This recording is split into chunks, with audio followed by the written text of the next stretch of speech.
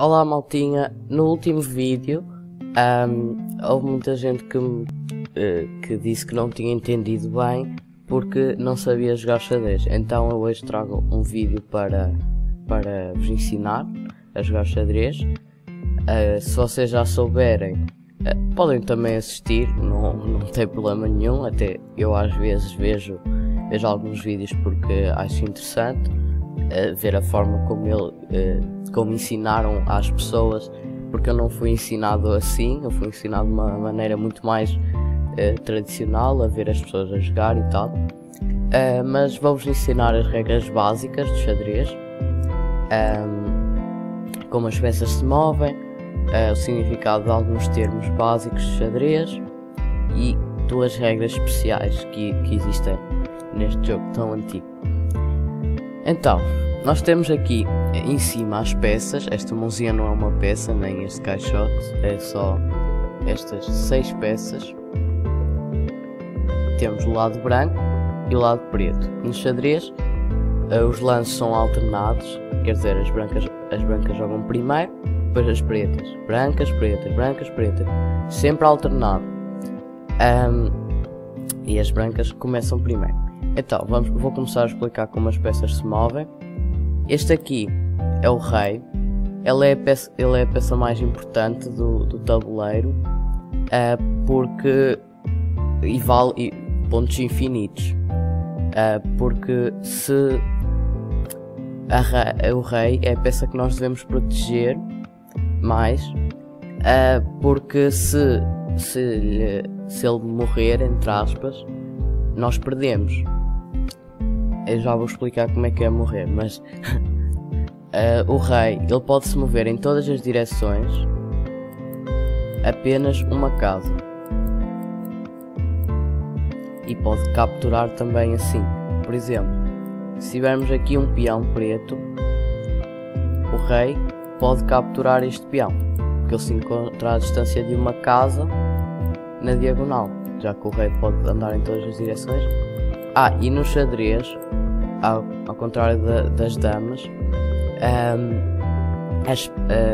exceto uma regra que eu vou falar daqui a pouco, sempre que uma peça captura outra peça inimiga, claro, ela ocupa a casa onde essa peça estava. Por exemplo, se o rei agora capturasse o peão, ele fica na casa onde o peão estava. Nas damas aquilo salta por cima, mas pronto. O rei, ele é a peça mais importante e ele não pode estar em casas que estejam atacadas pelas peças inimigas.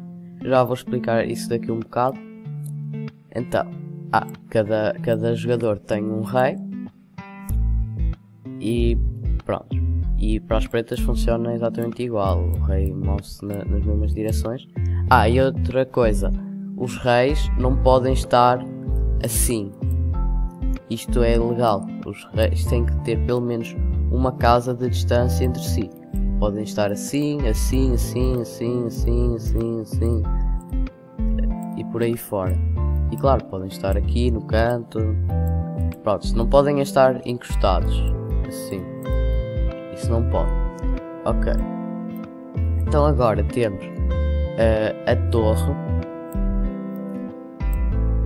E a torre, ela pode se mover em as casas que quiser, na vertical ou na horizontal. E não pode saltar sobre peças, desculpa. A torre, por exemplo, se tiver aqui um peão, a torre não pode vir para esta casa, porque o peão está bloqueado. Se o peão estivesse sem defesa, pode capturar. Este é o peão, para cá não sabe. Ok. A torre pode se mover na vertical ou na horizontal, as casas que pretender. Quer dizer que a torre daqui pode se mover para aqui, pode se mover para aqui, para aqui, para aqui, para aqui, para aqui, para aqui, para aqui, para aqui. Daqui a mesma coisa. As casas que pretender pode vir para aqui, para aqui, para aqui, para aqui. Desde que não esteja uma peça a bloquear o caminho para uma casa, a torre pode se mover para aí. A torre captura igual ao rei, quando captura uma peça, ocupa a casa onde essa peça está. E a Torre das Pretas é exatamente igual. Pode-se mover as casas que quiser, em todas as na vertical ou na horizontal. Ok. A torre vale 5 pontos. Esqueci-me de dizer. Depois temos o bispo. Cada jogador tem 2 bispos. O bispo move-se na diagonal. As casas que quiser também. Cada jogador tem 2 bispos, que é um bispo para andar nas casas escuras e outro para andar nas casas claras, porque este bispo nunca vai conseguir andar nas casas claras, porque ele anda sempre na diagonal. Só vai conseguir andar nas casas escuras. É triste, ele nunca vai ter a sensação de andar nas casas claras. E o outro bispo só pode andar nas casas claras e não pode andar nas casas escuras, tal como as pretas têm um outro bispo. O bispo captura igual, ocupa a casa da peça que ele capturou. Ok. O bispo vale 3 pontos. Depois temos a dama. A dama é a peça mais forte do jogo, não é a segunda mais importante, mas é mais forte do que o rei. Porque a dama pode andar em todas as direções, as casas que quiser. Em vez de ser só uma casa como o rei, não, ela pode andar as casas que quiser. Claro, não pode saltar sobre outras peças, mas a dama pode vir para qualquer uma destas casas que estejam nestas setas. A dama preta é igual. Pronto. E a dama vale 9 pontos. Ou seja, é uma peça muito poderosa que devemos resguardar, não perder, porque com uma dama a mais é muito fácil para o nosso adversário ganhar o jogo. Aliás, é praticamente impossível para nós ganharmos um jogo com uma dama a menos. Ok. Depois temos o cavalo. O cavalo é a peça mais confusa, digamos assim. Para mim já não é nada, mas para as pessoas que estão a começar é capaz de ser bem confuso. Então, o cavalo, ele move-se em L. Isso quer dizer que desta posição o cavalo pode se mover para aqui, para aqui, para aqui, para aqui, para aqui, para aqui, para aqui ou para aqui. Tem 8 casas disponíveis. E reparem, ele para vir para aqui, faz um formato de L. Isto parece um L. Para ir para aqui, para ir para aqui também. Para ir para aqui também. Para ir para aqui também. E o cavalo é a única peça no tabuleiro que pode saltar sobre outras peças. Por exemplo, se tivermos aqui um peão assim, o cavalo ele consegue vir para esta casa. Ou seja, ele vai saltar sobre o peão e vir para esta casa. E dá qualquer outra peça. Sim, o cavalo também consegue vir para aqui, saltando por cima. Pronto. E o cavalo, tal como as outras peças, fica na casa da peça que capturou. Ok. E depois temos a minha peça preferida, a mais pequenininha, que é o peão. Cada jogador começa com 8 peões. Desculpem, o cavalo vale 3 pontos, como ao ouvir. Cada jogador começa com 8 peões, cada peão vale 1 ponto. E, por exemplo, o peão ele só anda para a frente, ele não anda para trás. Mas na primeira jogada que ele fizer, que eu já vos vou mostrar na posição inicial, na primeira jogada que ele faz, ele pode andar 2 casas, mas de resto só pode andar uma casa de cada vez.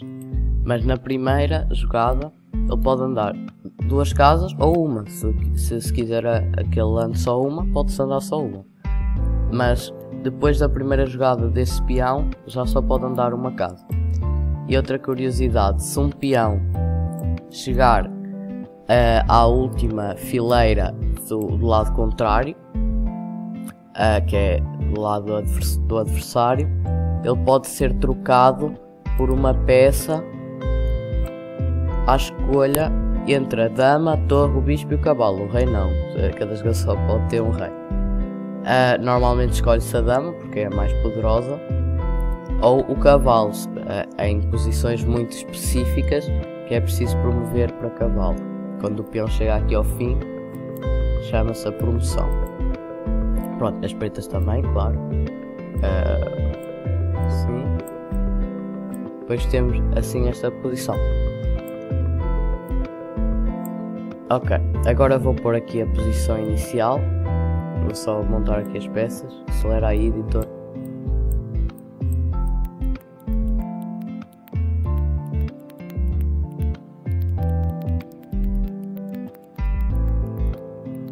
Ok, malta, já está aqui a posição inicial. Quando se começa um jogo de xadrez, a posição é assim. Então, temos as torres aqui nos cantos. Os peões, os 8 peões a fazer aqui esta barreira. Os cavalos a seguir às torres. Os bispos. E depois o rei, a dama e o rei, desculpa. A dama fica sempre na, se vocês virem aqui D, a dama fica sempre na coluna D. E o rei fica sempre na coluna E.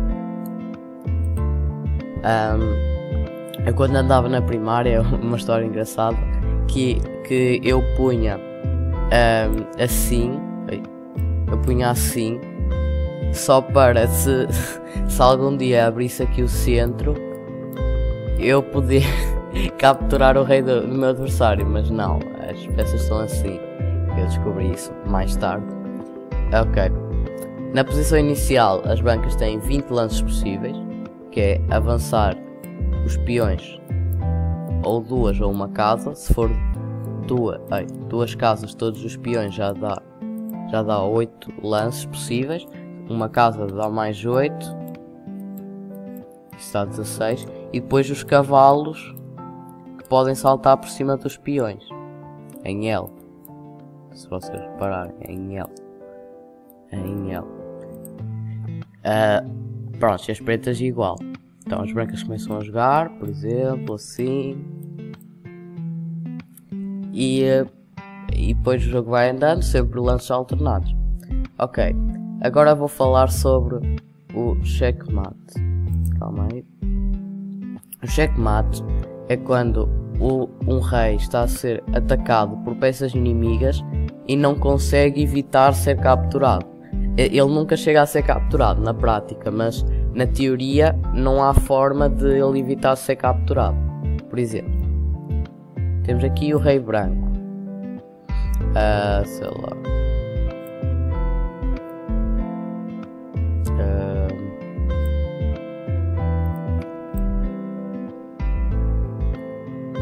Assim, por exemplo. As pretas, o último lance que jogaram foi este. Reparem que isto é um cheque, porque o cavalo está a ameaçar capturar o rei, mas o rei não tem para onde se mexer, porque se o rei se mexer para aqui, na teoria, entre aspas, é capturado pela dama. Se mover para aqui também, mover para qualquer casa daqui também, e se mover para trás, olha aqui esta torre, fazer um ótimo trabalho, e este peão bloqueia a única fuga do rei. Isto é um checkmate. Se, por exemplo, não tivesse aqui a torre, este lance de cavalo era um cheque, simplesmente. Porque o rei tem para onde ir, tem estas duas casas. Ou seja, é um cheque. Quando se ataca o rei é um cheque. Quando se ataca o rei e ele não tem forma de evitar ser capturado, é um checkmate.